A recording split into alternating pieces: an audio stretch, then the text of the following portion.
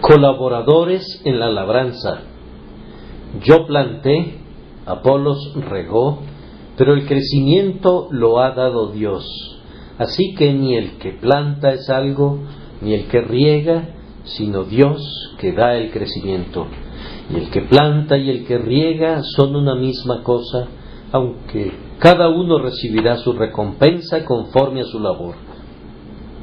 Porque nosotros somos colaboradores de Dios, y vosotros sois labranza de Dios, edificio de Dios. 1 Corintios 3, 6 a 9. En todas las épocas desde la caída, ha habido en el corazón humano una tendencia a olvidar a Dios y alejarse de Él.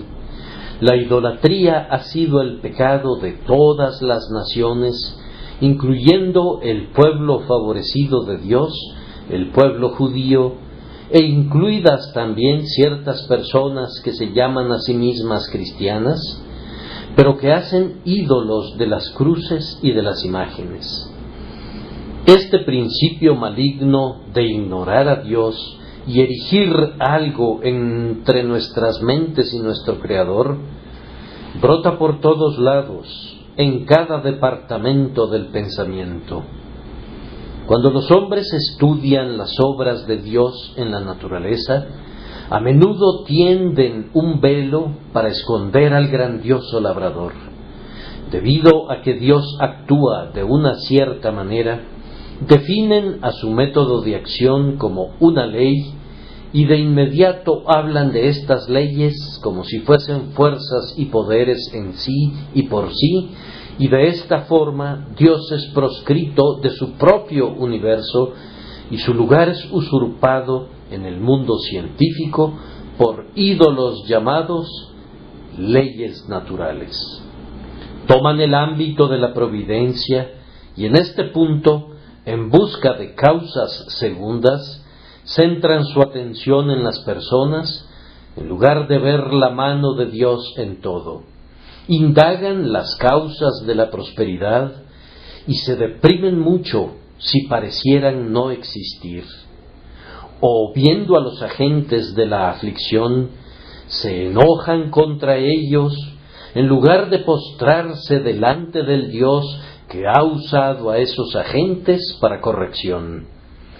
Es fácil convertir en ídolos a las causas segundas y olvidar al Dios que está presente en todas partes, causando que todas las cosas obren conjuntamente para bien. Es muy triste que este principio perverso se inmiscuya en la Iglesia y, sin embargo, difícilmente es excluido. Podrán atrancar sus puertas y asegurarlas como quieran, pero los fabricantes de ídolos entrarán con sus relicarios. En el caso de la iglesia de Corinto, Pablo encontró que los hermanos tenían tan alta estima de ciertos predicadores que se olvidaban de su Dios y Salvador. En lugar de que todos dijeran, somos discípulos de Cristo, y todos se unieran para promover la causa común, formaban partidos, y uno decía, Pablo, que fundó esta iglesia, debe ser tenido en la mayor reverencia y somos de Pablo. Otros replicaban, pero Apolos es más elocuente que el apóstol, y por él hemos sido edificados hasta sobrepasar a Pablo, y por tanto somos de Apolos, mientras un tercer grupo declaraba que ellos no eran miembros de ningún grupo, pues eran hermanos y eran de Cristo. Estos últimos, yo sospecho, ignoraban o denunciaban a los otros dos partidos y no tenían ninguna comunión con ellos para testificar contra su sectarismo y promover la unidad. Yo supongo esto basándome simplemente en la conducta de algunos hermanos que en nuestros días toman como su modelo a los corintios y suprimen a todos los demás, siendo más exclusivos que cualquier otra denominación del cristianismo. El apóstol advierte a los santos de Corinto en contra de esto. Trae al Señor ante sus mentes y les pide que recuerden que si Pablo planta y Apolos riega, es Dios quien da el crecimiento. Puesto que tienen en tan alto concepto a los hombres, afirma que ni el que planta es algo, ni el que riega, sino Dios que da el crecimiento es todo. Traten, queridos amigos, de poner al Señor siempre delante de ustedes en esta iglesia y en todas sus iglesias. Conozcan a quienes laboran entre ustedes y ténganlos en alta estima por amor de su trabajo, pero no dependan de ellos. Recuerden que los ministros más capaces, los más exitosos evangelistas, los más profundos maestros, no son nada, después de todo, sino colaboradores en la labranza de Dios. Porque nosotros somos colaboradores de Dios. Que su mente esté puesta en el Señor y no en los siervos, y no digan, estamos con este hombre porque él planta, y estamos con aquel porque él riega, y nosotros, un tercer grupo, no estamos del lado de nadie, sino más bien unámonos en atribuir toda la honra y la alabanza a Dios, que hace en nosotros todas nuestras obras, pues toda buena dádiva y todo don perfecto desciende de lo alto, del Padre de las luces, a quien sea la gloria por todas las edades, por los siglos de los siglos. Voy a comenzar por la parte final de mi texto, porque me parece que es la manera más fácil de organizar mi sermón. Primero, comentaremos que la iglesia es el huerto de Dios. Vosotros sois labranza de Dios. En la nota marginal de la versión revisada leemos, vosotros sois el huerto labrado de Dios, y esa es la expresión precisa para mí. Vosotros sois el huerto labrado de Dios, o la labranza. Después que hayamos hablado de la labranza, a continuación diremos algo sobre el hecho que Él emplea colaboradores en la labranza, y cuando hayamos considerado a los colaboradores, pobres criaturas como son, recordaremos que Dios mismo es el grandioso agricultor, porque nosotros somos colaboradores de Dios. Comenzamos considerando que la iglesia es la labranza de Dios. El Señor ha establecido por su elección soberana que la iglesia sea suya mediante una compra, habiendo pagado por ella un precio inmenso, porque la porción de Jehová es su pueblo, Jacob la heredad que le tocó. Debido a que la porción del Señor estaba hipotecada, el unigénito Hijo entregó su vida como precio de compra y redimió a su pueblo para que fuera la porción del Señor por siempre y para siempre. A partir de ese momento se dice a todos los creyentes, no sois vuestros porque habéis sido comprados por precio. Cada acre de la labranza de Dios costó al Salvador sudor sangriento, sí, la sangre de su corazón. Él nos amó y se entregó por nosotros. Ese es el precio que pagó. ¡Qué rescate! La muerte de Cristo casi ha parecido a veces un precio demasiado alto para la pobre tierra que somos. Pero nuestro Señor, habiendo puesto su mirada y su corazón en su pueblo, no retrocedió, sino que completó la redención de la posesión comprada. De ahora en adelante, la iglesia es el dominio absoluto de Dios, quien tiene la escritura de propiedad de esa tierra, sí, de ustedes y mía, pues le pertenecemos a Él y nos complace reconocer ese hecho. Yo soy de mi amado, y mi amado es mío. La iglesia es la labranza de Dios por elección y compra. y ahora la ha hecho suya poniéndole un vallado.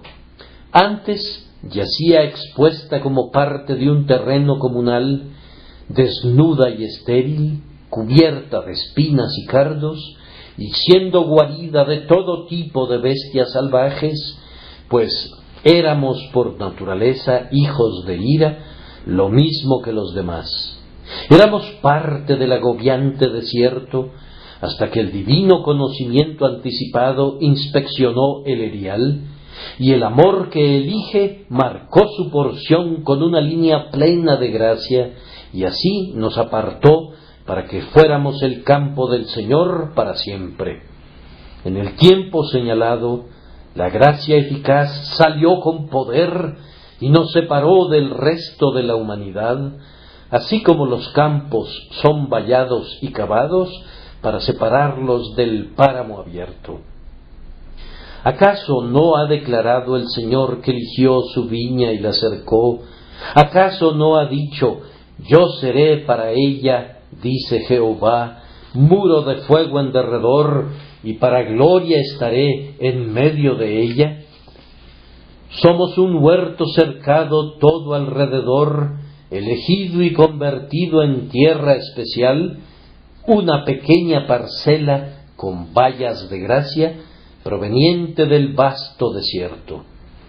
El Señor ha convertido esta labranza en evidentemente suya por el cultivo. ¿Qué más habría podido hacer por su labranza? Ha cambiado completamente la naturaleza del terreno, lo ha convertido en tierra productiva, habiendo sido estéril. Ha arado la labranza y la ha cavado, y la ha abonado, y la ha regado, y la ha plantado con todo tipo de flores y frutos. Ya ha producido para él muchos frutos deliciosos, y se avecinan tiempos más brillantes, cuando los ángeles den el aviso de la cosecha, y Cristo verá el fruto de la aflicción de su alma, y quedará satisfecho. Esta labranza es cuidada y convertida en lo que es mediante la protección continua de Dios. No sólo la cercó y trabajó en ella con su milagroso poder para convertirla en su propia labranza, sino que continuamente mantiene posesión de ella. Yo, Jehová, la guardo, cada momento la regaré, la guardaré de noche y de día, para que nadie la dañe. Si no fuera por el poder continuo de Dios, sus vallados pronto habrían sido derribados, y las bestias salvajes devorarían sus campos. Manos perversas están tratando siempre de romper sus paredes para dejarla baldía otra vez, de tal forma que no haya una verdadera iglesia en el mundo. Pero el Señor es celoso de su tierra y no permitirá que sea destruida.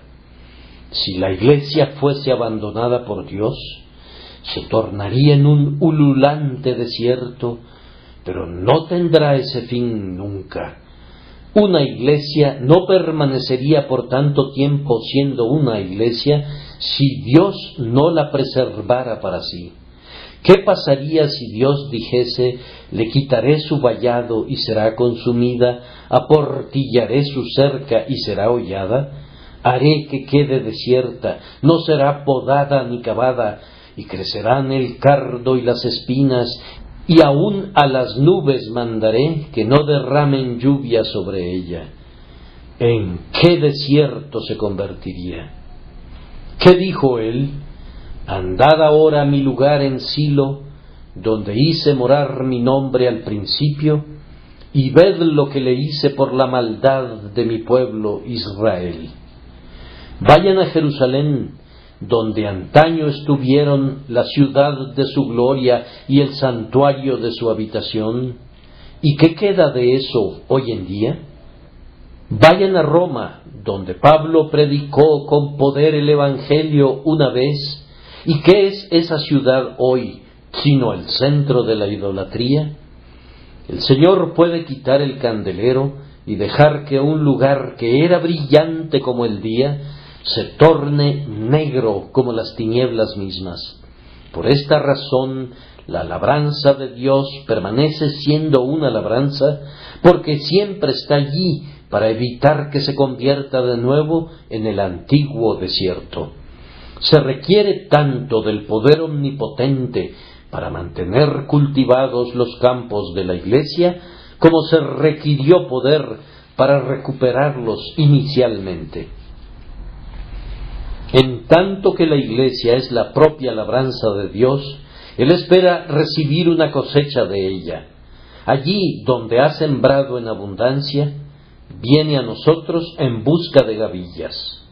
El mundo es un erial y no espera nada de él, pero nosotros somos tierra labrada y por tanto debemos producir una cosecha.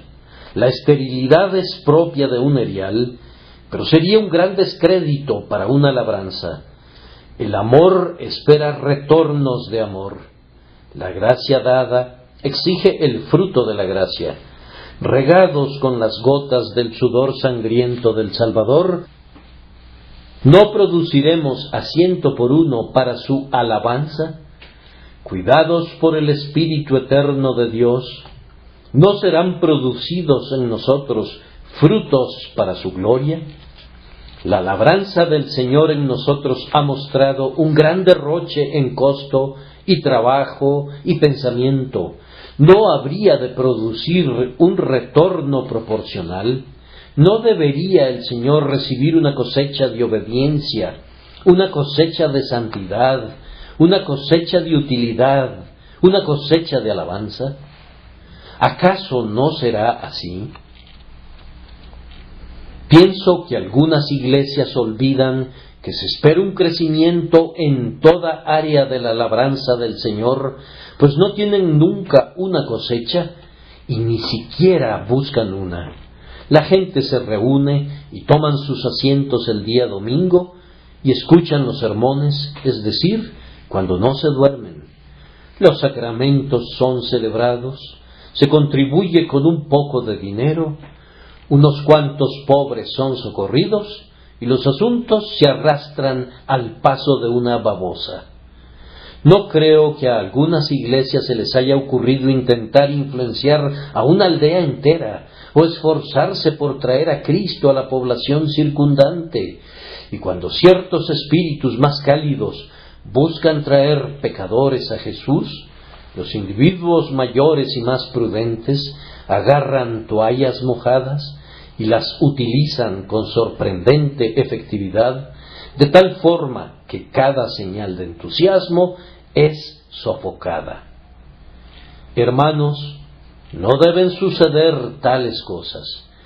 Yo concibo que si no hubiesen cristianos en Inglaterra, excepto los miembros de nuestras iglesias bautizadas, estos serían suficientes para los grandiosos designios de la misericordia de Dios, si fueran despertados a una labor real.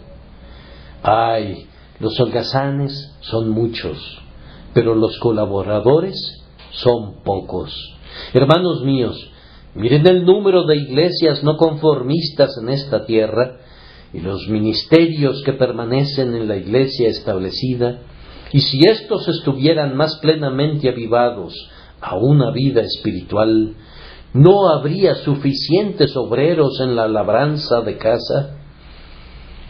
Si todas las iglesias sintieran que no existen simplemente por existir, ni por motivos de gozo, ¿no actuarían de manera diferente?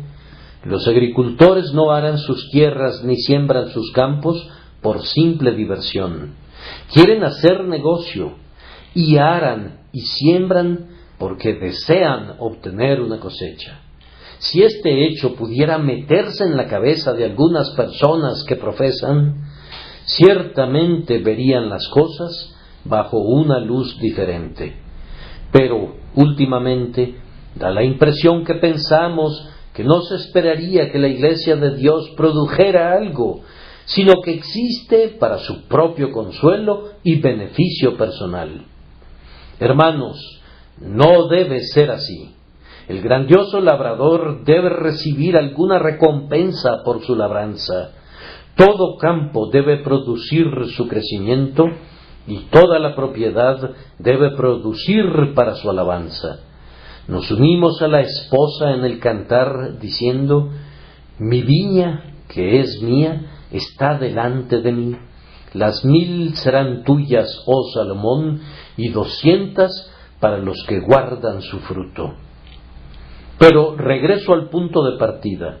Esta labranza es por elección, por compra, por cercado, por cultivo, por preservación, enteramente del Señor.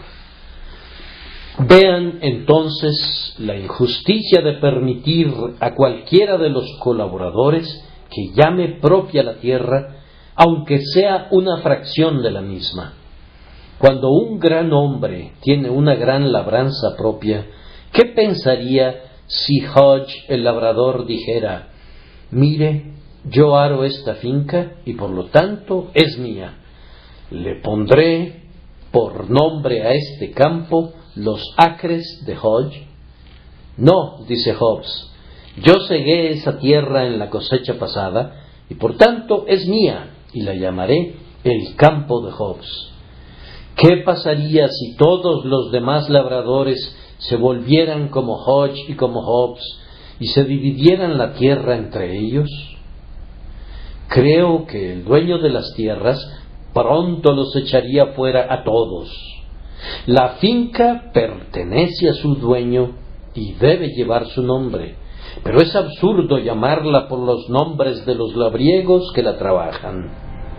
¿Acaso labriego es un título irrespetuoso para ser aplicado a los trabajadores?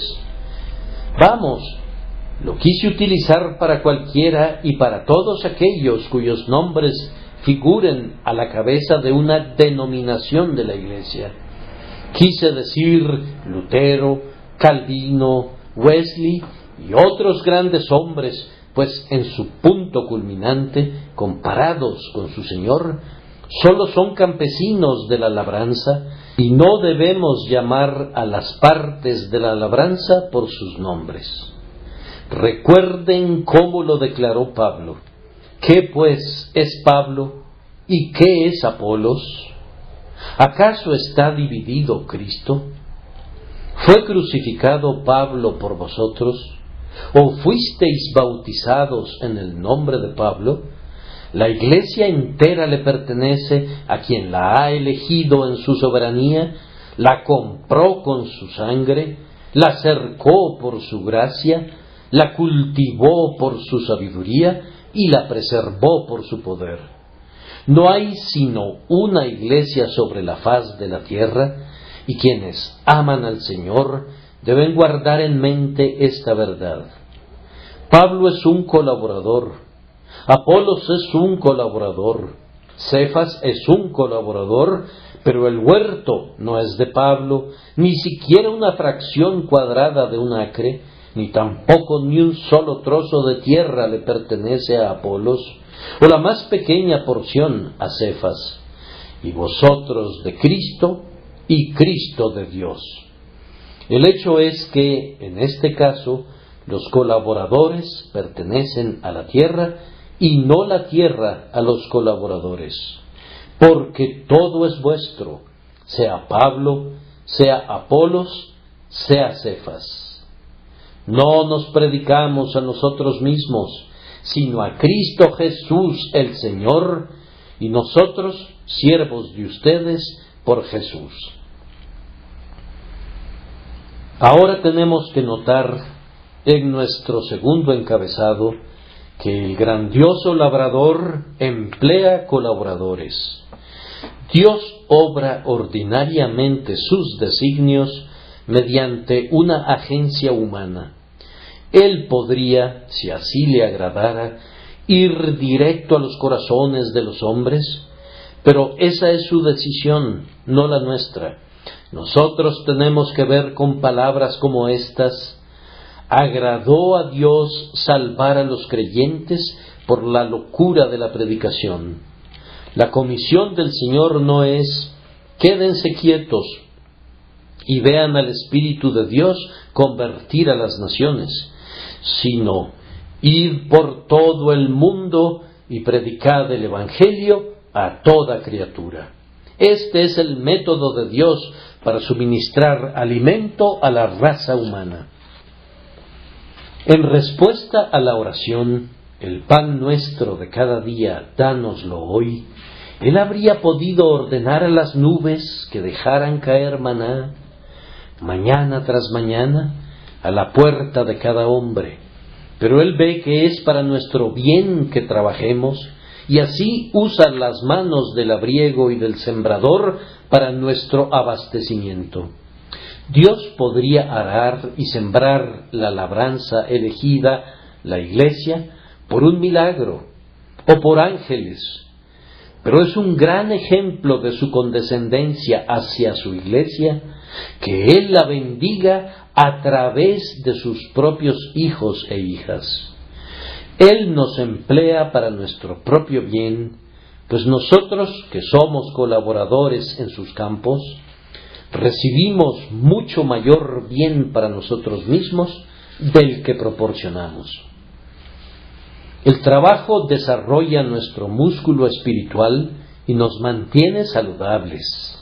A mí, que soy menos que el más pequeño de todos los santos, me fue dada esta gracia de anunciar entre los gentiles el Evangelio de las inescrutables riquezas de Cristo.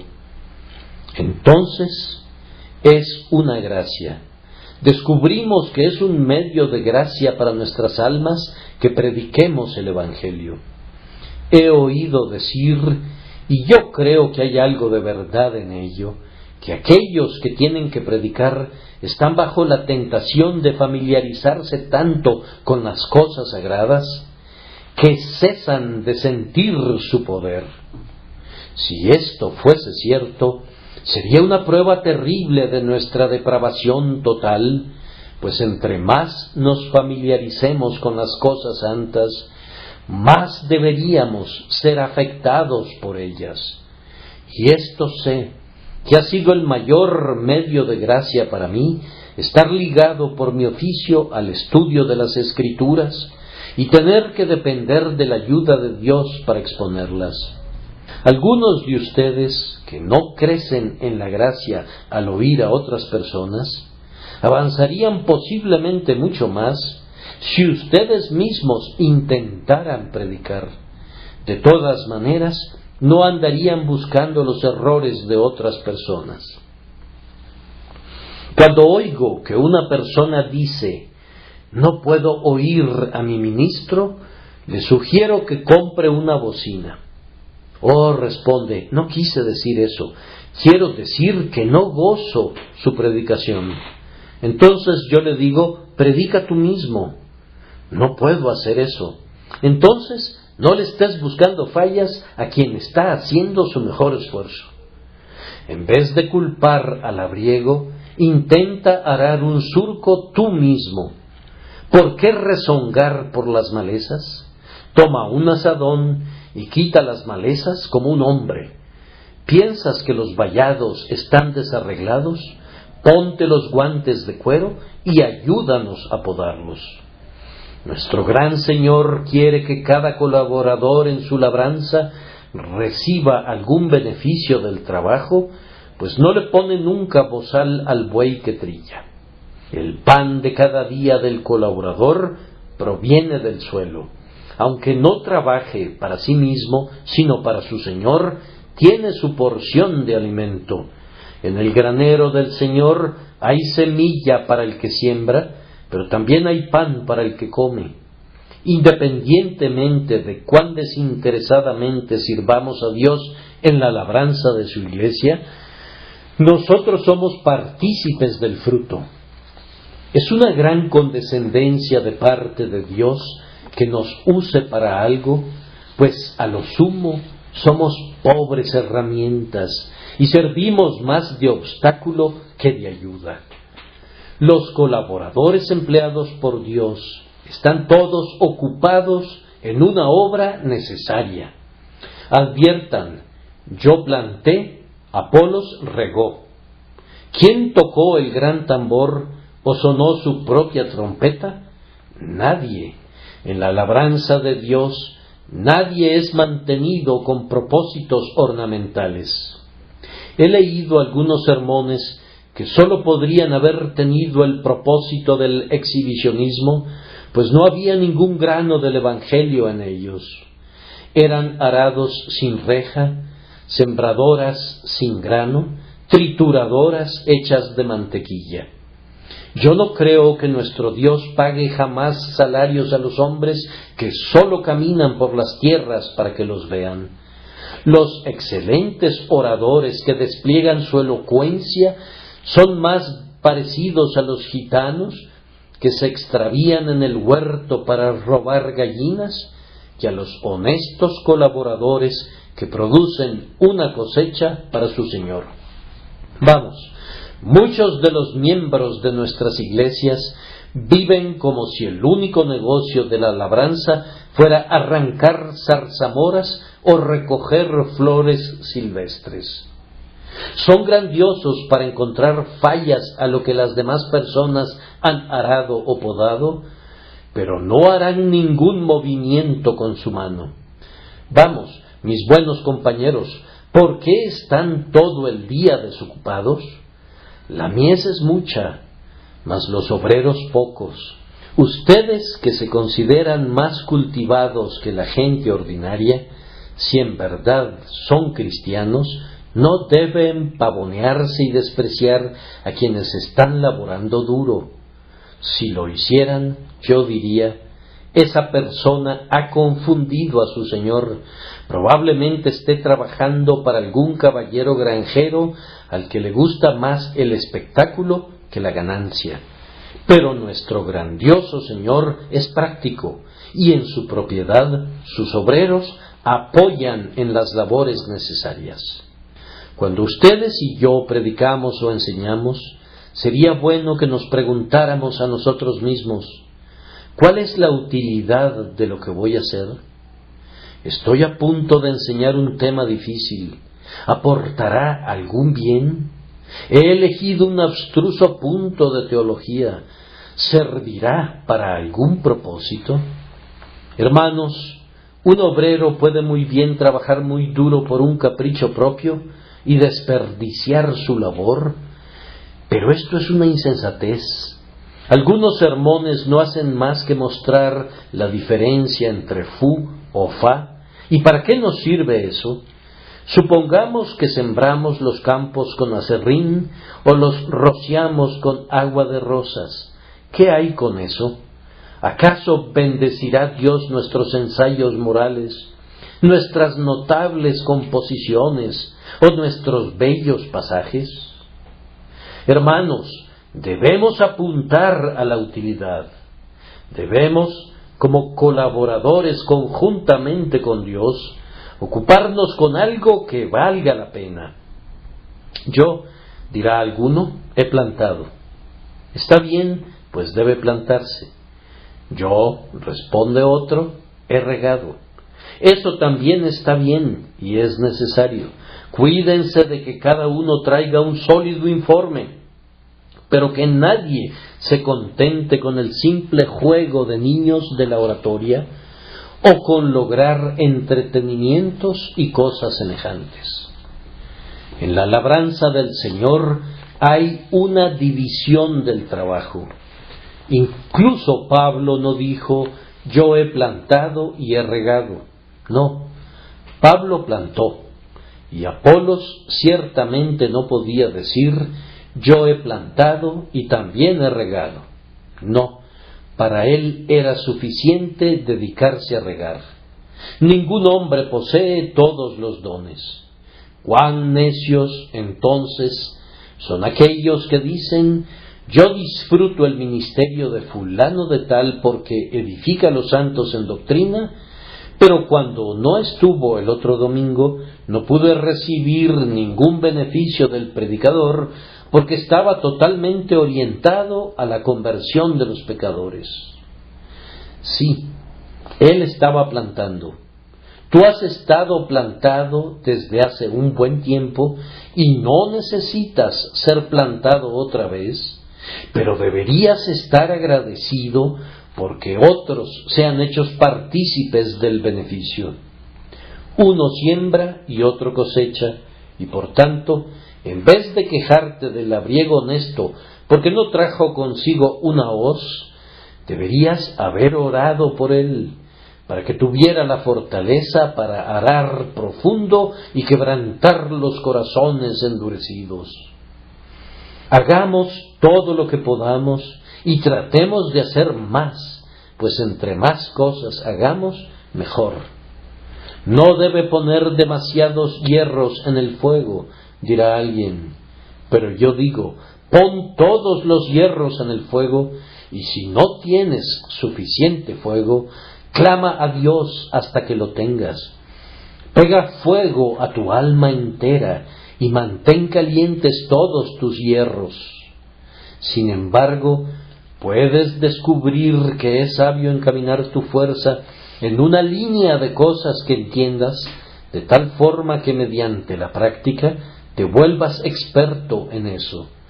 Cada persona debe descubrir su propio trabajo y hacerlo con todas sus fuerzas.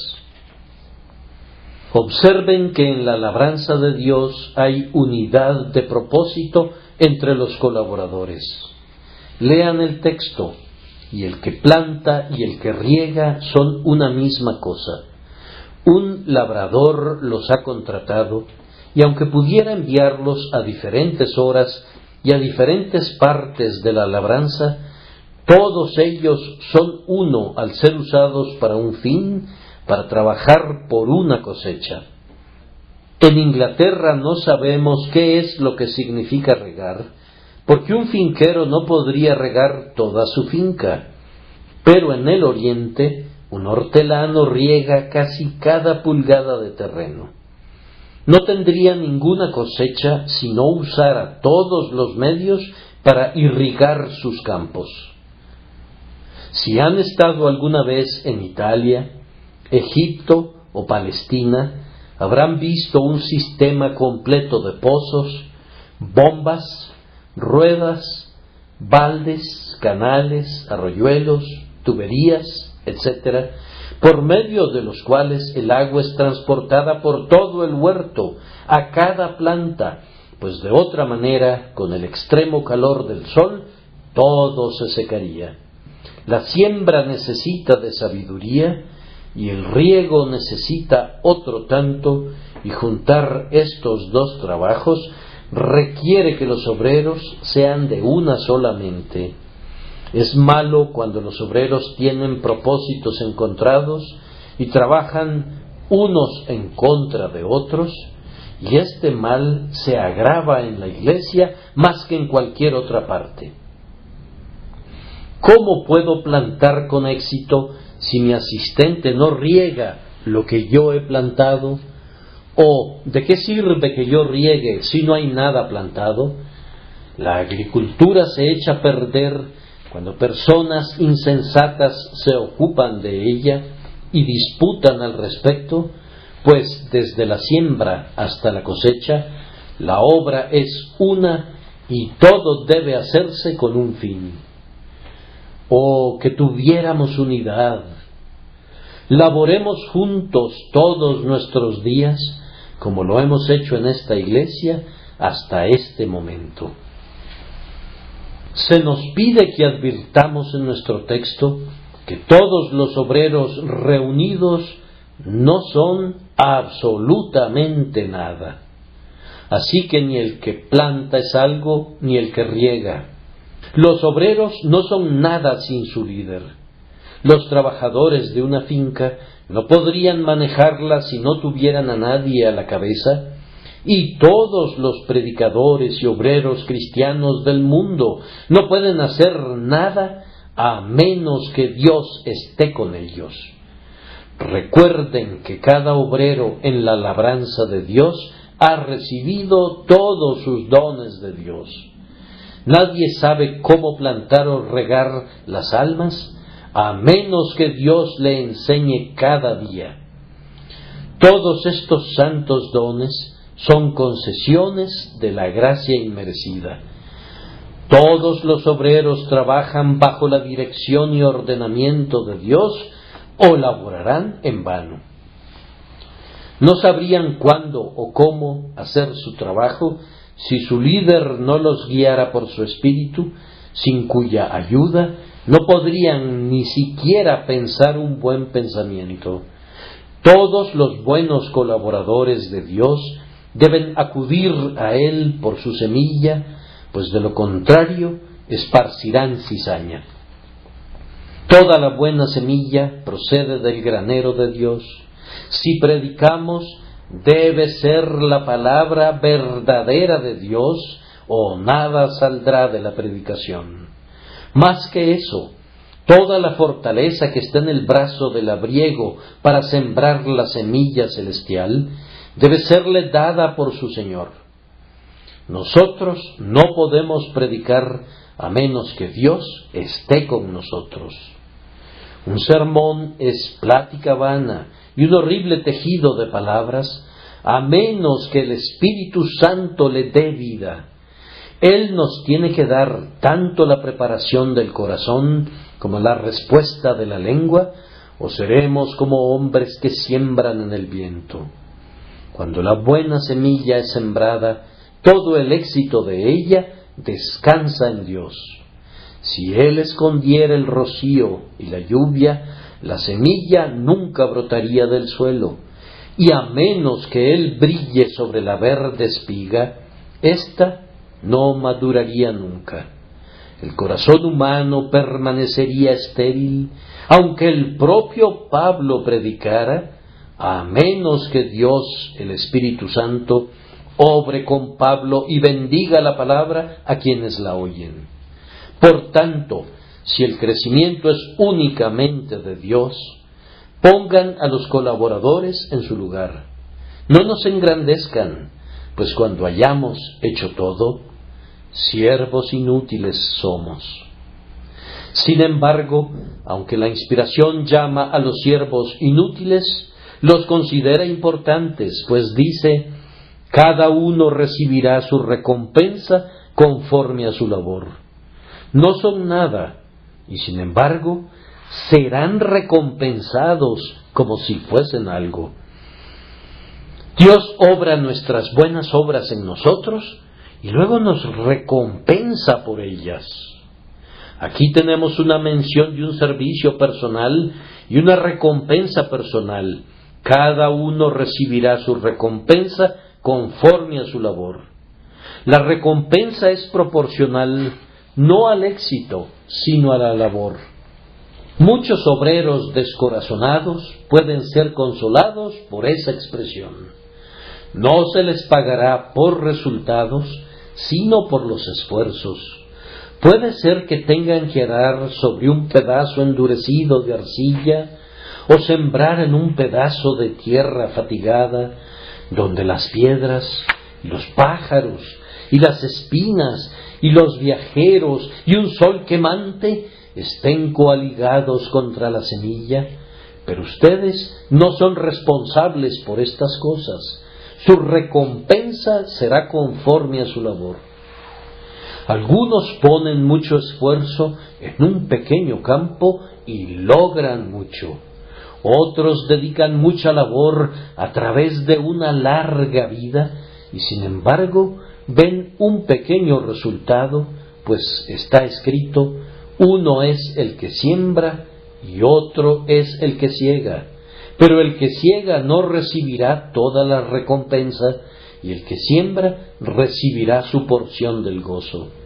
Los obreros no son nada, pero entrarán en el gozo de su Señor.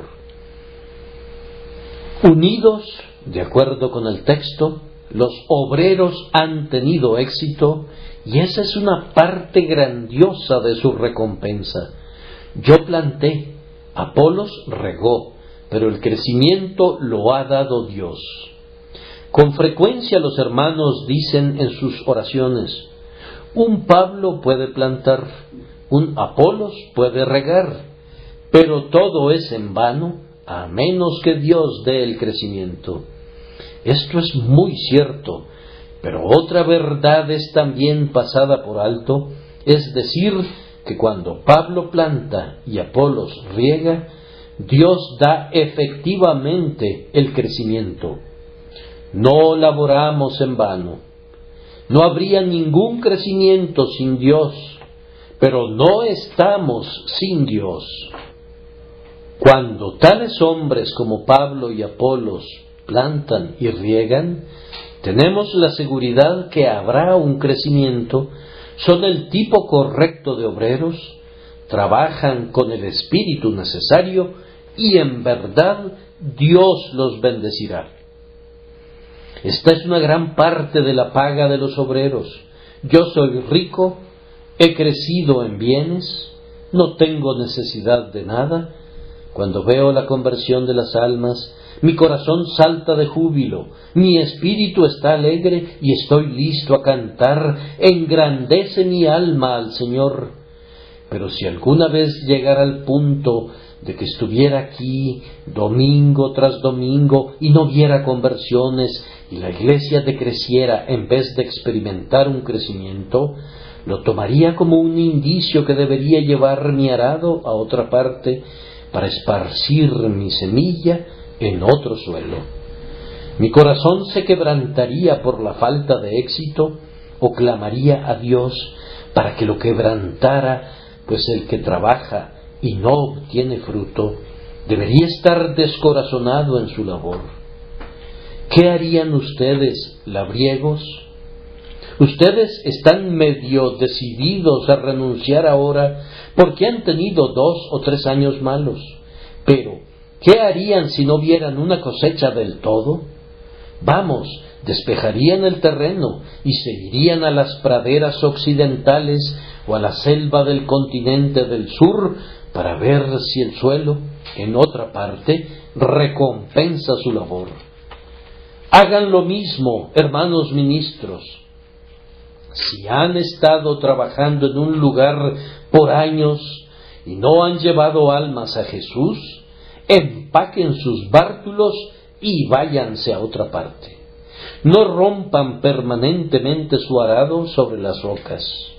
Es un mundo grande y hay mucha buena tierra en alguna parte, por tanto, búsquenla. Si sufren persecución en una ciudad, huyan a otra, y que la palabra de Dios sea publicada más ampliamente, debido a que son itinerantes. Suficiente en cuanto a los obreros. Ahora regresamos al punto principal.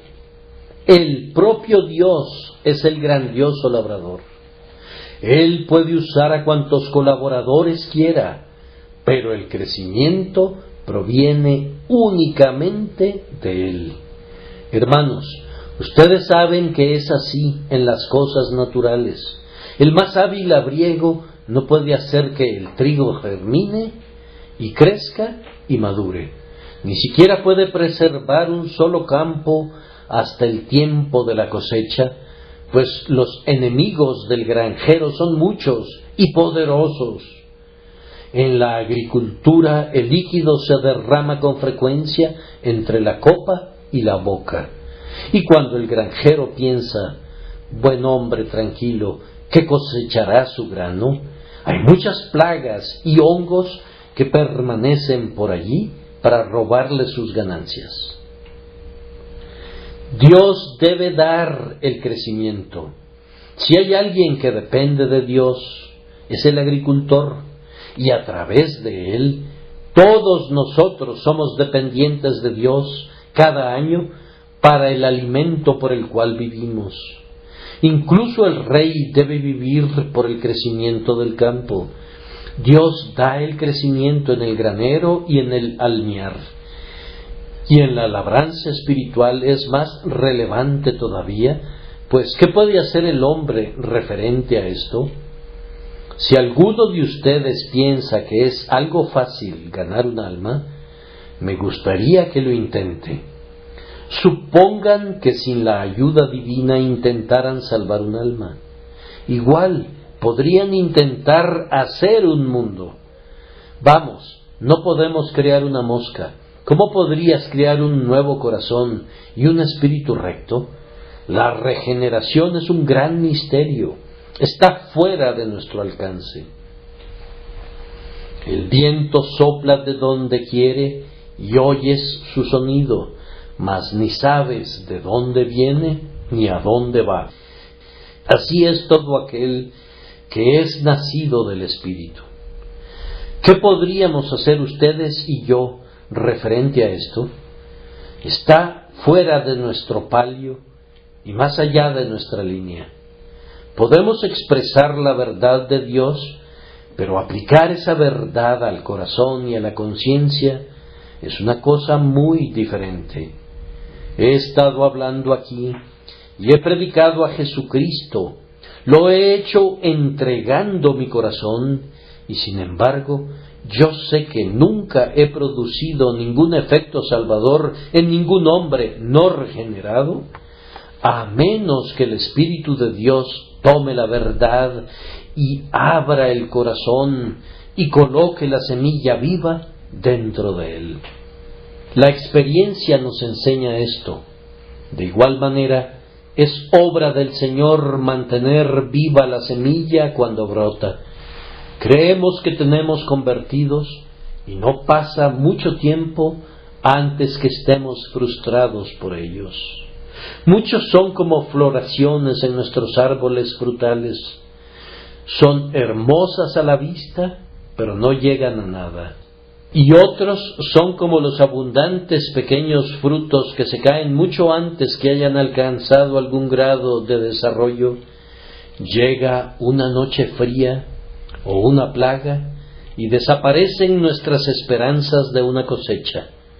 Lo mismo sucede con buscadores que motivan esperanzas.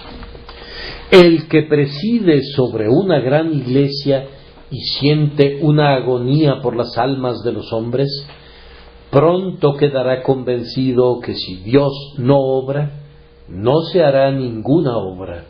No veremos ninguna conversión, ni santificación, ni perseverancia final, ni gloria dada a Dios, ni satisfacción por la pasión del Salvador. Bien dijo nuestro Señor: separados de mí, nada podéis hacer. ¿Cuál es el efecto de todo esto en sus mentes? Brevemente voy a sacar ciertas lecciones prácticas extraídas de esta importante verdad. La primera es que si toda la labranza de la Iglesia pertenece exclusivamente al grandioso labrador y los colaboradores no valen nada sin él, esto debe promover la unidad entre todos aquellos que emplea. Todos estamos bajo un Señor, entonces no tengamos contiendas. Es una gran lástima cuando los ministros se critican con dureza entre sí y cuando los maestros de la escuela dominical hacen lo mismo. Se trata de una envidia miserable cuando no podemos soportar ver que otras personas de diferentes denominaciones hagan el bien, que obren a su propia manera. Si un nuevo obrero viene a la labranza y usa un saco de un nuevo corte y utiliza un azadón que tiene una nueva forma, ¿acaso me convertiré en su enemigo? Si él hace su trabajo mejor que yo hago el mío, ¿me pondré celoso? ¿Acaso no recuerdan haber leído en las Escrituras que en una ocasión los discípulos no podían echar fuera a un demonio? Esto debió de haberlos humillado, pero para nuestra sorpresa leemos unos cuantos versículos adelante que Juan y otros vieron a uno que echaba fuera a los demonios en el nombre de Cristo, y Juan dice: se lo prohibimos porque no nos seguía. Ellos mismos no podían echar fuera al demonio y les prohibieron a quienes podían hacerlo. Un cierto grupo de personas va por ahí ganando almas, pero debido a que no lo están haciendo a nuestra manera, no nos gusta. Es cierto que usan todo tipo de extraños recursos y excitaciones desmedidas, pero efectivamente salvan almas, y ese es el punto más importante. Sin embargo, hay caballeros que jamás convirtieron ni a la mitad de un alma, que exclaman: esto es fanatismo. Vayan y hagan lo mejor ustedes antes de buscar defectos. En vez de objetar, animemos a todos los del bando de Cristo. La justicia es justificada por sus hijos. Los obreros deberían estar satisfechos con el nuevo arador si su Señor lo está. Hermano, si el grandioso Señor te ha empleado, no es asunto mío cuestionar su derecho. No me gusta tu figura y no puedo entender cómo podemos tener a tal individuo en la labranza, pero como Él te ha empleado, no tengo derecho de juzgarte, pues me atrevo a decir que yo me veo tan raro a tus ojos como tú te ves a los míos. ¿Puedo ayudarte en algo? ¿Puedo mostrarte cómo trabajar mejor? ¿O puedes decirme algo para que pueda mejorar mi trabajo? ¿Acaso no puede el Señor emplear a quien le plazca? Si sale un nuevo azadón o un rastrillo nuevo, y tú, que has estado trabajando consistentemente por años, abres tus ojos y dices: no voy a usar esta herramienta nueva, ¿eres sabio? No uses el nuevo invento si no lo has probado y puedes trabajar mejor a tu manera, pero que el otro hombre lo use si le parece una herramienta más fácil de manejar. Si se inventan nuevos métodos para invitar a la gente a oír el Evangelio por la creatividad de su devoción, dejen que los hermanos los usen, y si no podemos imitarlos, al menos sintamos que seguimos siendo uno, porque uno es vuestro Maestro, el Cristo. Esta verdad, sin embargo, debe mantener a todos los obreros siendo dependientes. ¿Vas a predicar, jovencito? Sí, voy a hacer mucho bien. ¿En serio? ¿Acaso se te olvida que no eres nadie? Ni el que planta es algo. Un teólogo viene rebosante del Evangelio para consolar a los santos. Si no viene en estricta dependencia de Dios, él tampoco no es nadie. Ni el que riega. El poder pertenece a Dios. El hombre es vanidad y sus palabras son viento. Únicamente a Dios pertenecen el poder y la sabiduría. Si mantenemos nuestros lugares con toda humildad, nuestro Señor nos usará, pero cuando nos exaltamos a nosotros mismos, nos dejará en nuestra nada. A continuación observen que este hecho ennoblece a todo mundo que labora en la labranza de Dios. Este pasaje hace que mi corazón dé vuelcos cuando lo leo. Mi propia alma es alzada con gozo cuando veo estas palabras, porque nosotros somos colaboradores de Dios, somos compañeros de trabajo de Dios, simples obreros en su labranza, pero obreros con Él. ¿Trabaja el Señor con nosotros?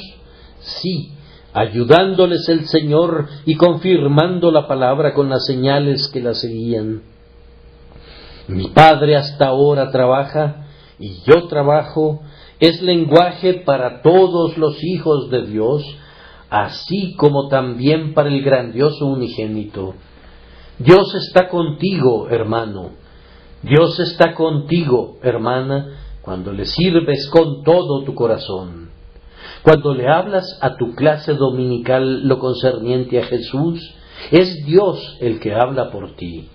Cuando te encuentras al extraño en el camino y le hablas de la salvación por fe, Cristo está hablando contigo de la misma manera que habló con la mujer en el pozo. Cuando te diriges a la tosca multitud al aire libre, jovencito, si estás predicando del perdón a través de la sangre expiatoria, es el Dios de Pedro quien testifica de su Hijo igual que lo hizo en el día de Pentecostés. Oh hermanos obreros, el nuestro es un elevado honor, puesto que el Padre está con nosotros y obra por nosotros. Como dijo el señor Wesley, lo mejor de todo es que Dios está con nosotros. El Señor de los ejércitos está con nosotros y por tanto no podemos fracasar. Si pudiéramos ser derrotados cuando trabajamos con Dios, entonces el propio honor de Dios estaría comprometido y eso no puede ser. Pero, finalmente, ¿cómo debe esto ponernos de rodillas? Puesto que no somos nada sin Dios, clamemos poderosamente a Él por ayuda en esta hora de santo servicio. Que tanto el que siembre como el que coseche oren juntos, pues, de lo contrario, nunca se regocijarán juntos. Como iglesia, Dios nos ha bendecido tan ricamente que en generaciones venideras se hablará como de una maravilla, que Dios favorezca tan grandemente a una congregación durante tantos años, pero ha sido entera y únicamente como respuesta a la oración. Muy lejos de suponer que nuestra unión y prosperidad son en cualquier medida debidas a mí, yo protesto que la única causa de todas las almas ganadas en este lugar se debe encontrar en las oraciones de los santos. Dios, en su gran misericordia, ha dado el espíritu de oración a ustedes y a otros que me aman, y de aquí que yo sea altamente favorecido. Yo estoy terriblemente temeroso de que este espíritu de oración se apague. Estoy celoso de que no comiencen a pensar que el predicador es algo y dejen de orar por él. Hay una congregación más escasa cuando me encuentro lejos y por tanto me temo que tienen alguna dependencia de mí y no esperan una bendición si yo estoy ausente. ¿Acaso es así? Habiendo comenzado por el Espíritu, ¿ahora van a acabar por la carne? ¿Han comenzado a hacer de Spurgeon? Esto no funcionará nunca. Hermanos, esto no funcionará. Debemos de desprendernos de esa tendencia antes de que crezca en nosotros. Dios puede bendecir a un hombre al igual que a otro. Yo no sé que siempre lo haga, pero puede hacerlo. Y tal vez, si ustedes esperaran que lo hiciera, lo haría. Si ustedes vinieran a esta casa con el mismo espíritu de oración por otros como oran por mí, obtendrían la misma bendición. Yo soy el más débil de los débiles si no tengo a Dios, por tanto oren por mí. Pero otros son débiles también, por tanto oren por ellos también. Les pido que oremos poderosamente por una bendición. Oren siempre, oren en sus aposentos privados, en sus altares familiares, en su trabajo y en su tiempo libre, y también en este lugar. Vengan en mayor número para orar por una bendición. Tenemos muchas reuniones de oración establecidas. Manténganlas florecientes. Las ventanas del cielo se abren con facilidad si nuestras bocas y nuestros corazones son abiertos en oración. Si la bendición es retenida, es debido a que no clamamos por ella ni la esperamos. Oh hermanos obreros, vengan al propiciatorio y verán la labranza de Dios regada de lo alto y arada con habilidad divina, y los segadores pronto retornarán de los campos cargando las gavillas, aunque, tal vez, cuando salieron a sembrar, iban llorando. A nuestro Padre, que es el labrador, sea toda la gloria, por siempre y para siempre. Amén.